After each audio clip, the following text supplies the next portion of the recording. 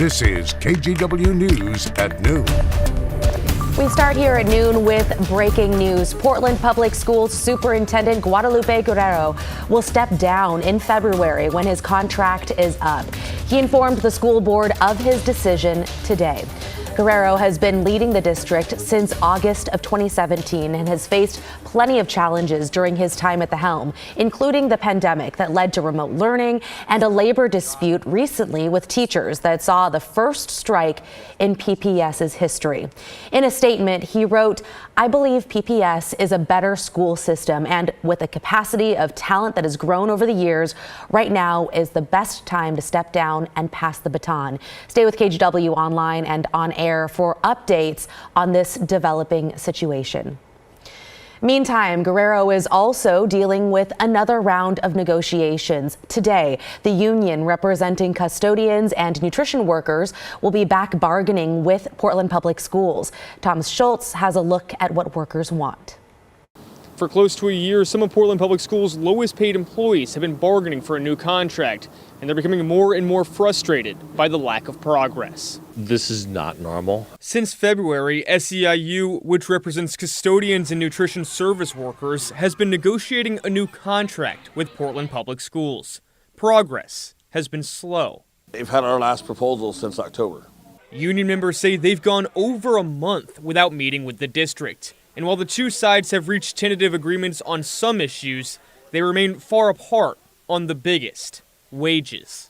We're looking for fair wages for our people. We've got a lot of people who have to work 2 or 3 jobs. Walter says right now, nutrition service workers start at $17.25 an hour, custodians at around $19 an hour. They hope to raise salaries to around $25 an hour by the end of the contract. It's a huge issue for us. And they aren't the only ones bargaining. Paraeducators are also negotiating for a new contract. Twice, members have rejected a tentative agreement. Since then, the union president has stepped down and 2 new bargaining members joined negotiations. I mean, their membership wasn't happy with it. This all comes a couple weeks after teachers settled a contract with the district, ending a near month-long strike.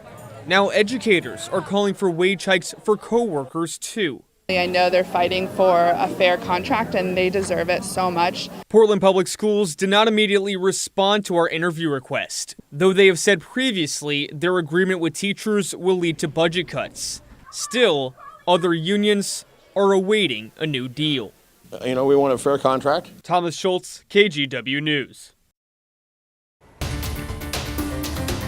Well, after months of closed-door talks, Governor Tina Kotek and co-chair of the Portland Central City Task Force, Dan McMillan, have given their list of recommendations to improve the downtown area moving into 2024. What you're looking at is a live look at the summit happening right now. We're talking about the 21st Annual Oregon Business Summit. That is where Governor Kotek spoke earlier this morning. One of the main focuses was to present 10 recommendations from Governor Kotek and Task Force co-chair Dan McMillan. The task force launched back in August with the aim of better addressing issues like homelessness, public safety, drug use, and crime.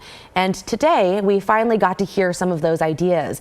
Among them were a recommendation to declare a 90-day tri-government fentanyl emergency across Oregon, Multnomah County, and City of Portland governments.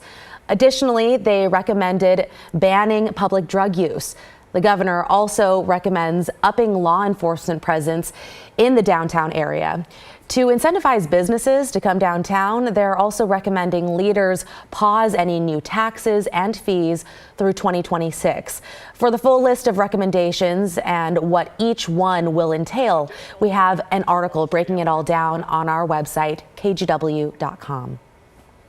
Portland police made several arrests and recovered thousands of dollars in stolen property over the weekend. It is part of the Bureau's plan to crack down on retail theft during the holidays. This is video of some of the items recovered and also the arrests. 37 people were taken into custody on Saturday, and all but one were wanted on warrants.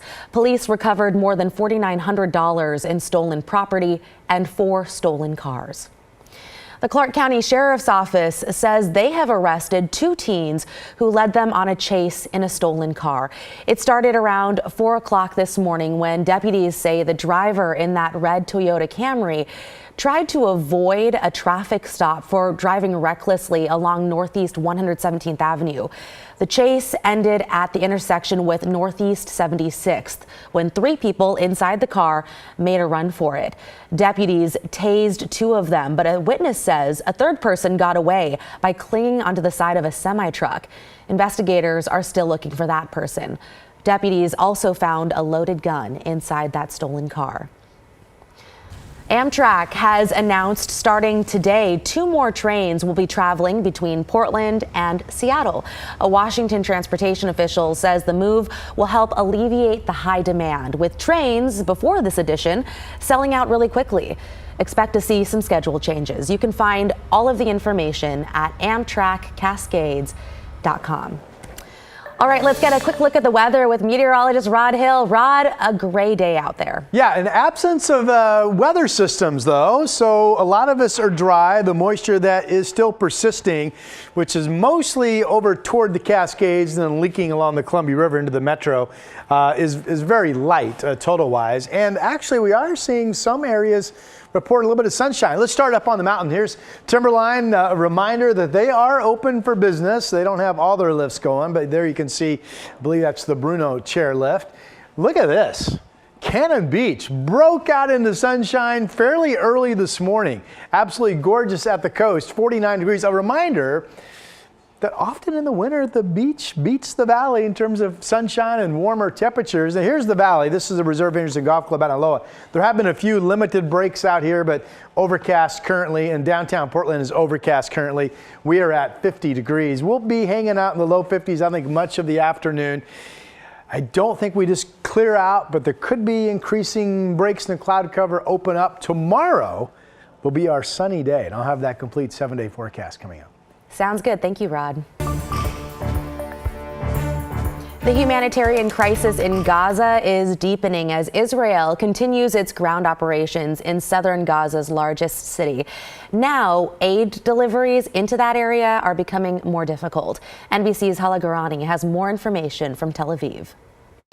The Israeli military is pushing deeper into southern Gaza with continuing battles inside of the southern part of the Strip's largest city, Khan Yunis, where we're seeing the humanitarian situation deteriorate, according to aid organizations, with very little in the way of water and basic supplies. The hospital system in the north, we're being told, has all but collapsed, and in the south, a lot of pressure put on infrastructure there with very little in the way of aid and humanitarian deliveries coming in through the Rafah border in the south.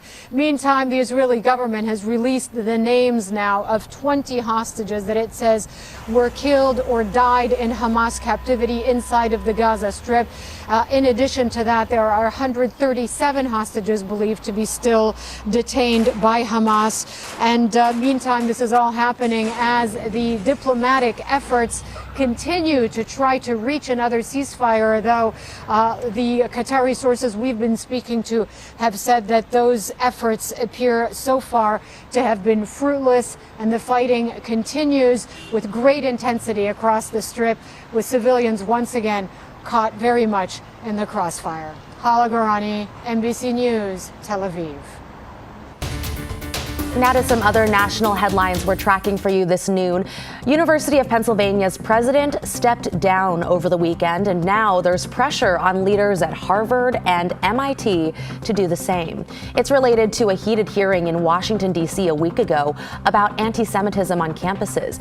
A lawmaker asked if calling for the genocide of Jews would violate codes of conduct. The university leaders got blowback after saying if speech turned to conduct, it would violate policies. So critics say they failed to demonstrate they would stand up to anti-Semitism. Harvard's president clarified calls for violence or genocide have no place at Harvard. And the campus newspaper says more than 500 faculty have now signed a letter asking the president not be removed.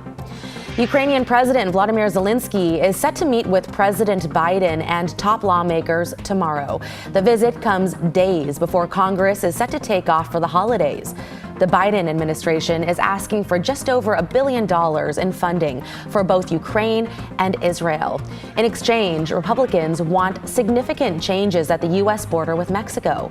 The final joint session and last chance for Congress to act before the new year will be this Thursday. And cleanup efforts are underway in Tennessee after several tornadoes tore through on Saturday. 6 people were killed and at least 62 others were hurt. According to the National Weather Service, the most powerful tornado was rated an EF3 with winds as high as 150 miles per hour. And those are some of your national headlines.